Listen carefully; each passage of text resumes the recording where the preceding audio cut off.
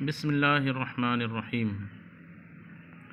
ثم قال ابن الجزری ونعنی بموافقت احد المصاحف ما كان ثابتا في بعضها دون بعض كقراءة ابن عامر قالوا اتخذ الله في البقرة بغير باب وبالزبر وبالكتاب بإثبات الباء فيهما فإن ذلك ثابت في المصحف الشامي وكقراءة ابن كثير تجري من تحتها الأنهار في آخر براءة بزيادة من فإنها ثابت في المصحف المكي ونحو ذلك فإن لم تكن في شيء من المصاحف العثمانية فشاذ لمخالفتها الرسم المجمع عليه۔ یہاں جو ہے اوپر جو ایک قاعدہ بیان کیا گیا کہ کس طرح کی قراءت کو ہم قبول کریں گے اور کس طرح کی قراءت کو ہم رد کر دیں گے، تو اس کے تحت جو ہے ایک قاعدہ کلیہ بیان کیا گیا کہ وہ قراءت اگر عربی اصول کے مطابق ہوں، اسی طرح عربیت کے مطابق ہوں، ایک دوسری شرط یہ کہ مصحف عثمانی میں سے کسی بھی مصحف کے مطابق ہو۔ تو اس کی وضاحت کر رہے ہیں کہ مصاحف عثمانیہ میں سے کسی بھی ایک سے موافقت سے مراد یہ ہے کہ وہ قراءت ایسی ہو کہ جو کسی نہ کسی مصحف عثمانی میں موجود ہو، یعنی جو چند مصاحف آپ نے کچھ مکہ میں، ایک نسخہ مکہ میں تھا، ایک مدینہ میں، ایک شام میں، ایک مصر میں، اس طرح سے جو مختلف نسخے مختلف علاقوں میں آپ نے بھیجائے تھے، تو وہ قراءت ایسی ہو کہ ان نسخوں میں وہ قراءت جو ہے ثابت ہو، اگرچہ دوسرے نسخے میں وہ قراءت ثابت نہ ہو۔ اس کی مثال یہ ہے کہ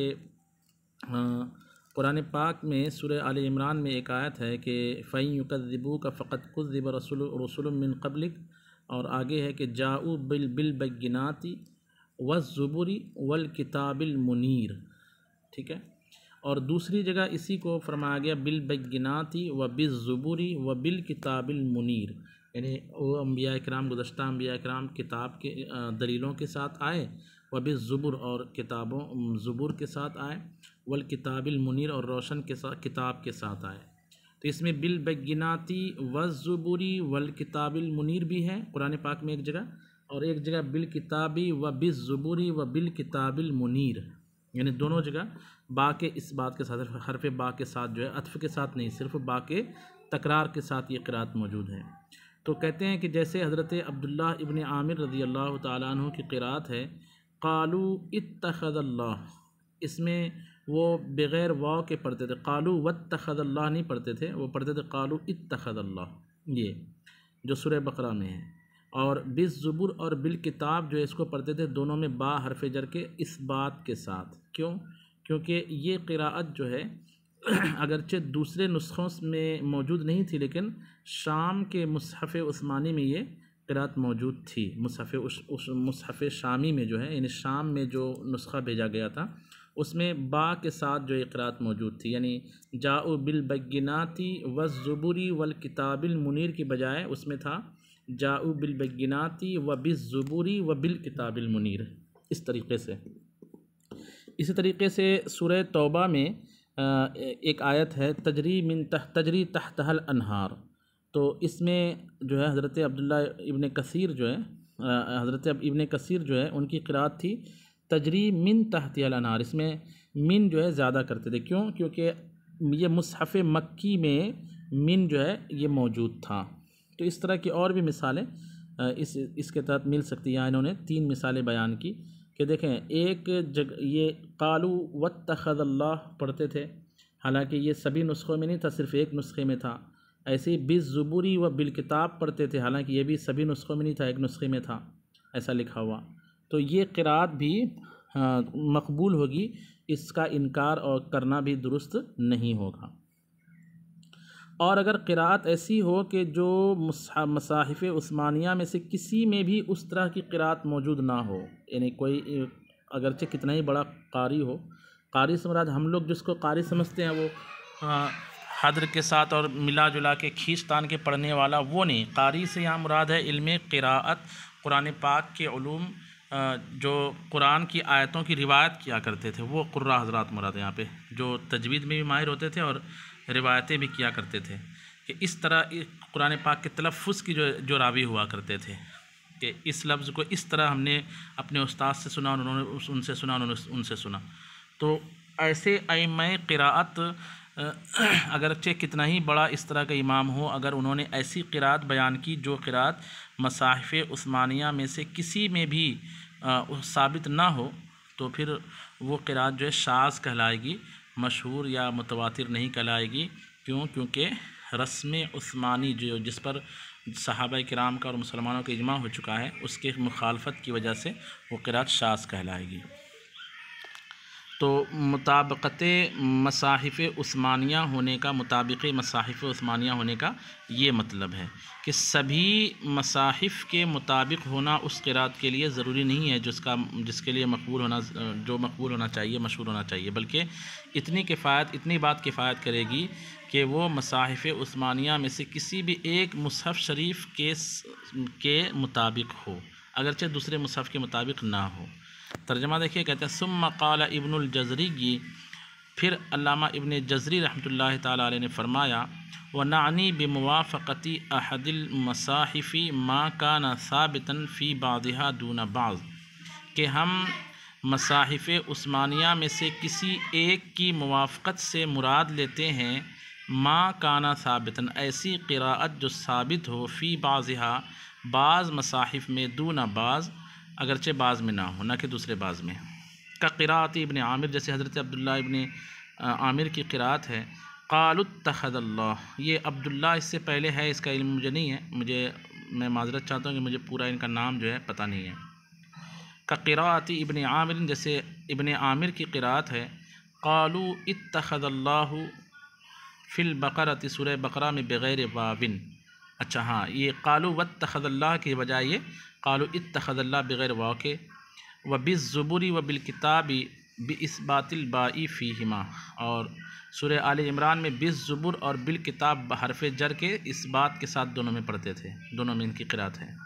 فإن ذلك ثابت فی المصحف الشامی، تو بے شک یہ قراءت جو ہے مصحف شامی میں ثابت تھی.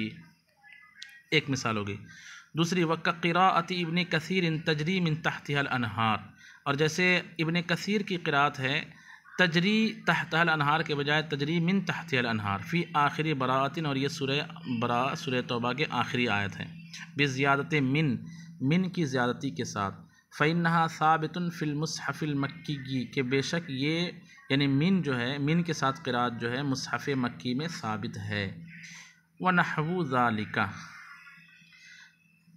اور اسی طرح اور بھی جو ہے کئی مثالیں مل سکتی ہیں. فَإِن لَمْ تَكُنْ فِي شَيْءٍ مِّنَ الْمَصَاحِفِ الْعُثْمَانِيَّةِ، تو اگر وہ قراءت مصاحف عثمانیہ میں سے کسی میں نہ ہو، فَشَاذٌ، تو وہ قراءت کیا ہوگی؟ شاذ ہوگی. کیوں؟ لِمُخَالَفَتِهَا الرَّسْمَ الْمُجْمَعَ عَلَيْهِ، متفق علیہ رسم کی اس قراءت کی مخالفت کرنے کی وجہ سے.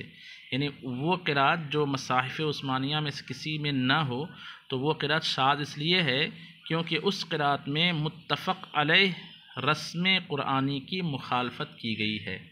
لمخالفتها، ضمیر کا مرجع جو ہے وہ ہے قراءت،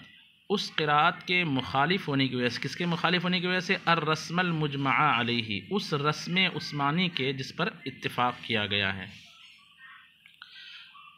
اس کے بعد تیسری قید وہاں یہ لگائی گئی تھی کہ وصح سندھا، اس قراءت کی سند جو ہے صحیح ہو. اس کی تفصیل بیان کرتے ہوئے یہ فرماتے ہیں کہ قراءت کی سند صحیح ہونے سے مراد یہ ہے کہ اس قراءت کے جو راوی ہیں وہ عادل ہوں اور ذہن اور تحریر میں ضبط کرنے والے لوگ ہوں، یعنی جو باتوں کو ذہن میں بھی اچھے سے محفوظ رکھ سکتے ہوں اور لکھ کر کے بھی محفوظ رکھ سکتے ہیں، ان کو ضابط کہتے ہیں. اور العدل سے مراد عادل ہے، یعنی ثقہ پرہیزگار بندہ ہو اور ذہین و فطین ہو، جو لفظوں کو، آیتوں کی عبارتوں کو جو ہے وہ ہو بہو اچھے سے یاد رکھ سکے اور اس کو لکھ کے بھی رکھ سکے. تو اس طرح کا راوی جس سے روایت کر رہا اس کی بھی یہ شان ہو اور وہ جس سے روایت کر رہا اس کی بھی وہ شان ہو. تو منتہائے سند تک، یعنی اوپر سے نیچے اور نیچے سے اوپر تک جتنے راوی ہیں سب کی یہ شان ہو کہ سب عادل ہوں، ضابط ہوں، مضبوط جو ہے ہوں، ان پر کوئی جو ہے تہمت وغیرہ نہ لگی ہو، فاسق فاجر وغیرہ نہ ہو، اس طرح کے راوی روایت کریں تو کہا جائے گا کہ اس قراءت کی سند صحیح ہے۔ اور اسی طریقے سے کہتے ہیں کہ وہ قراءت ایسی ہو کہ جس قراءت کو ائمہ قراءت نے غلط شمار نہ کیا ہو، یا جس قراءت کو ائمہ قراءت نے شاذ نہ کہا ہو، وہ قراءت ایسی ہو کہ سند کے اعتبار سے صحیح ہو، کہ ائمہ قراءت نے اس کو قبول کیا ہو، اس کو مشہور اور متواتر گنا ہو، اور اس کے راوی حضرات جو ہے پائے کے جو ہے قراء ہوں، لان تان جس پر کیا گیا یا جو تان و تشنیع کے شکار ہوئے، جس پر تہمتیں لگائی گئی ہیں، یا جو فسق سے منسوب ہیں، اس طرح کے راوی نہ ہو، مضبوط ہو، عادل ہو، ضابط ہو، تو جو ہے اس کہا جائے گا کہ اس قراءت کی سند صحیح ہے۔ دیکھیں ترجمہ، کہتے ہیں قال، انہوں نے کہا، علامہ ابن جزری نے انہوں نے کہا، علامہ ابن جزری نے، وقولنا وصح سندها، اور ہمارا وصح سندها کہنا، نعنی بها ان یروی تلک القراءۃ العدل الضابط عن مثلہ، اس سے ہم یہ مراد لیتے ہیں کہ اس قراءت کو روایت کرنے والا عادل ہو، ضابط ہو، اور اپنے مثل سے روایت کرے۔ ان یروی تلک القراءۃ، یہ کہ روایت کرے اس قراءت کو، العدل فاعل یروی کا، عادل انسان، الضابط ضابط یعنی جو ضبط تحریر یا ضبط ذہن میں لا سکے عبارتوں کو، ام مثلی اپنے ہی مثل سے، یعنی جس سے روایت کرا وہ بھی عادل و ضابط ہو، وہکذا حتی ینتہی، اور ایسا ہی سلسلہ چلتا رہے آخر تک، وتکون مع ذالک، ساتھ ہی ساتھ، وتکون مع ذالک، اور اس کے ساتھ ہی وہ قراءت ہو، کیا ہو، مشہورتاً، مشہور، عند ائمۃ ھذا الشان، اسی حالت کے اماموں کے نزدیک، یعنی ایسے امام جو عادل و ضابط ہیں قراءت کے، ان کے نزدیک جو ہے وہ قراءت کیا ہو، مشہور ہو، غیر معدودۃ عندہم من الغلط، ان کے نزدیک اس آیت کا شمار غلط میں سے نہ ہوتا، اس قراءت کا شمار، آیت نہیں، معاف کیجیے، اس قراءت کا شمار جو ہے غلط سے نہ ہو، اور مما شذ بہا بعضهم، یا ان میں سے نہ ہو کہ جس کو بعض ائمہ قراءت نے شاذ قرار دیا ہو۔ غیر معدودۃ عندہم کا مطلب ہوگا من الغلط، کہ ان کے نزدیک یعنی ائمہ قراءت کے نزدیک شمار نہ کیا جاتا ہو، گنا نہ جاتا ہو اس قراءت کو، من الغلط، غلط میں سے، اور مما شذ بہا، یا اس میں سے گنا نہ جاتا ہو جس کو شاذ کہا ہے بعضهم، بعض ائمہ قراءت نے۔ تو یہ ہے قراءت کے صحیح ہونے کا مطلب۔ پھر صاحب کتاب کہتے ہیں علامہ علوی مالکی رحمۃ اللہ علیہ، وقد اتقن الامام ابن الجزری ھذا الفصل جدا، کہ علامہ ابن جزری رحمۃ اللہ تعالیٰ علیہ نے اس فصل کو عمدہ طریقے سے بیان کیا ہے۔ وقد تحرر منہ ان القراءات انواع، اور اس سے یہ ثابت ہوا ہے کہ قراءتیں جو ہے وہ اس کی چند قسمیں ہیں، یعنی اس بیان کو جہاں پہ علامہ ابن جزری نے بیان کیا ہے، اس کی تفصیل جب ہم پڑھیں گے اس فصل کی، تو وہاں سے یہ پتہ چلتا ہے کہ ان کے نزدیک قراءت کی چند قسمیں ہیں۔ وہ چند قسمیں کیا ہیں؟ تو متواتر، مشہور، اور اس کے بعد جو ہے آحاد، پھر آحاد کے الگ الگ صورتیں بنیں گی، اس کو انشاءاللہ ہم اگلے سبق میں پڑھیں گے۔